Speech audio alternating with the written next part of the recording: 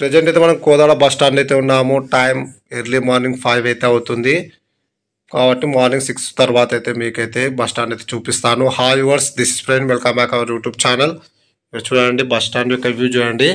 పెద్ద bus stand అయితే కాదు, కోదాడ బస్ స్టాండ్ చిన్నదే, మరి పెద్ద బస్ స్టాండ్ అయితే ఏమి కాదు. కానీ చాలా లాంగ్ డిస్టెన్స్ బస్సెస్ అన్నీ కూడా వయా కోదాడ మీద అయితే వెళ్తూ ఉంటాయి. కొన్ని బస్సెస్ అయితే బైపాస్ మీదనే వెళ్తూ ఉంటాయి. మనకు ఫస్ట్ ప్లాట్ఫామ్లో జగ్గయ్యపేట వెళ్ళే బస్సెస్, అలాగే సెకండ్ ప్లాట్ఫామ్లో మనకు విజయవాడ వెళ్ళే బస్సెస్ అయితే ఉన్నాయి. సూపర్ లగ్జరీ బస్సు పీకే డిపో. థర్డ్ ప్లాట్ఫామ్లో కూడా మనకు విజయవాడ వెళ్ళే బస్సెస్ అవైలబుల్గా ఉన్నాయి. ఫోర్త్ ప్లాట్ఫామ్లో హైదరాబాద్ వెళ్ళే బస్సెస్, ఏపీఎస్ఆర్టీసీ బస్సెస్కి ఇక్కడైతే ప్లాట్ఫామ్ అయితే అలాట్మెంట్ అయితే చేశారు. ఇక్కడ చూడండి మనకు టీఎస్ఆర్టీసీ అడ్వాన్స్ రిజర్వేషన్ కౌంటర్ అయితే ఉంది. అలాగే హోటల్ సందర్శిని కూడా ఉంది.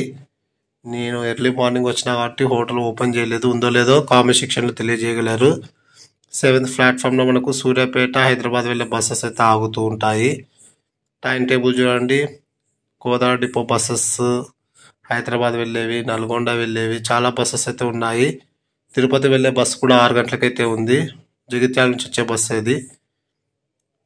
8వ ప్లాట్ఫామ్లో కూడా హైదరాబాద్ వెళ్ళే బస్సెస్ ఉన్నాయి. ఎదురుగా మనకు స్వీట్ స్టాల్ అయితే ఉంది. 10వ ప్లాట్ఫామ్లో మనకు మిర్యాలగూడ హైదరాబాదు ఎక్స్ప్రెస్ డీలక్స్ అంట.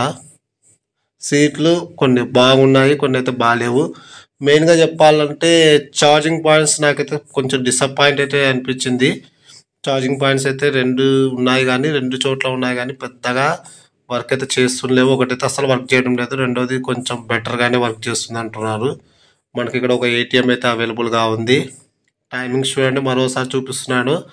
ఇంతకుముందు లాంగ్ డిస్టెన్స్ బస్సు ఉండేది, కోదాడ నుంచి మంత్రాలయం వెళ్ళే బస్సు, అదైతే తీసేసినారు. Thanks for watching my video.